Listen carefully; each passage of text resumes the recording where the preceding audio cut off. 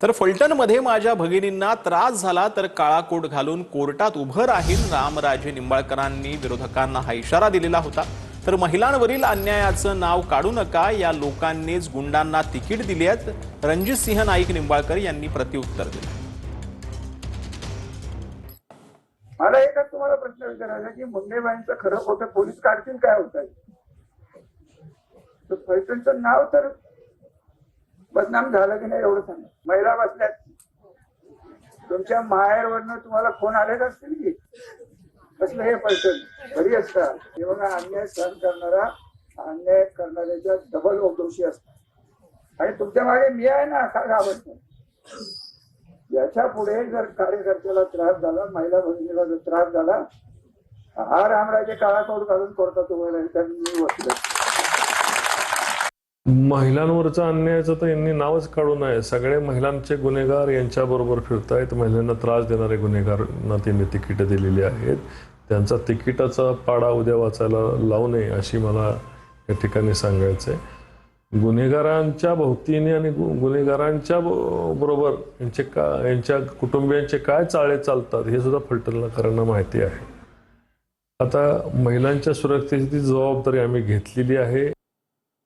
तर मागच्या वेळी प्रत्यारोपण केलेली 70% झाडं जगली असं गिरीश महाजन यांनी म्हटलंय। आता लावलेली झाडं 1-2 महिन्यात टवटवीत होतील।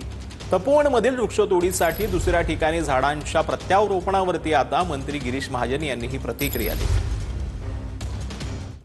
गेल्या वेळी सुद्धा आम्ही 700च्या जो 1000 झाडं आम्ही त्या ठिकाणी रिप्लांट केलेली होती आणि निश्चित त्याचा सक्सेस रेशिओ सुद्धा 60 ते 70% म्हणजे 1000 झाडावरचे 600-700 झाडं 100% जगतात। मोठी मोठी झाडं 1500 दोन बघा काय त्या ठिकाणी सगळी झाडं हिरवी होतील अजून, आणि ती लांबून आली ती 1200-1300 किलोमीटरवरून। पाणी त्यांना आम्ही द्यायला सुरुवात केली, आता खत दिलेलं आहे। तुम्ही 1 महिन्यात 2 महिन्यात बघा ती झाडं कशी टवटवीत होतात। तर निवडणूक म्हटलं की लोक पाय सुद्धा चेपून देतील असं संजय राठोड यांनी म्हटलंय, पण निवडणूक संपली की तेच लोक तुमच्या गळ्यापर्यंत येतील असं संजय राठोडांनी म्हटलं।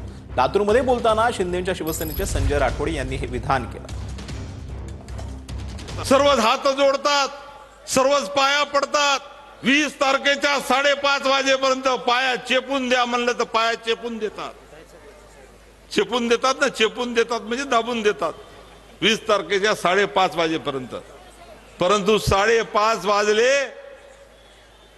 तर नंतर तुम्ही जर बोलायला गेला तर जे पाय चेपणारे हात आहे ते तुमच्या मानेपर्यंत येऊ शकतात। हा विचार तुम्हाला करायचा। बंजारा समाजाची सर्वच्या सर्व मतं 20 तारखेला धनुष्यबाणावर पडली पाहिजे। तर तपोवन नंतर ठाण्यामध्ये रुग्णालयासाठी झाडं तोडली जाणार आहेत। मनोरुग्णालय परिसरातील वृक्षतोडी विरोधात मनसे आक्रमक झाले। मनसेकडून जागेची पाहणी करण्यात आलेली आहे। झाडं न तोडण्याचं आवाहन यावेळेला करण्यात आलंय। 3300 बेड्सचं रुग्णालय बनवणार असल्यानं 700हून अधिक झाडं तोडली जाणार आहेत।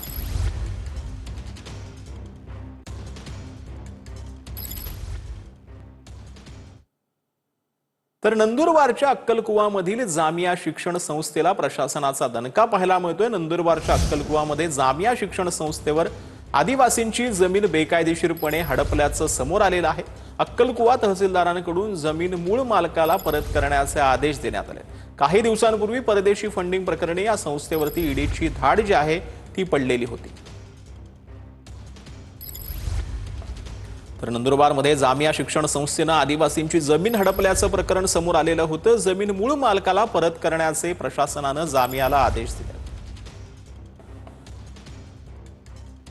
तर बुलढाण्याच्या जळगावच्या जामोद नगर परिषदेचा भोंगळ कारभार आता समोर आलाय। नगर परिषदेनं कोणतीही शहानिशा न करता एका वृद्धेचं मृत्यू प्रमाणपत्र दिलंय।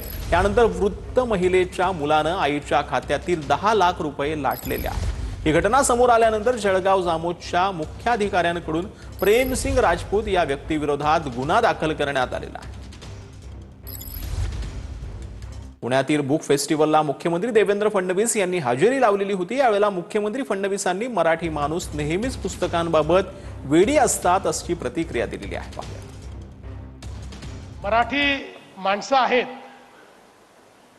ही नेहमीच पुस्तकांच्या बाबतीत एक प्रकारे वेडीच आहेत। त्यामुळे साहित्य निर्मिती करता महाराष्ट्र हे नेहमी नंदनवन राहिलंय। सर्वाधिक साहित्य संमेलनं ही महाराष्ट्रामध्ये होतात आणि त्यातनं ज्या ज्या प्रकारचं विचार प्रवर्तन होतं त्यामुळेच महाराष्ट्र हा शतकानुशतक क्रांतिकारी विचार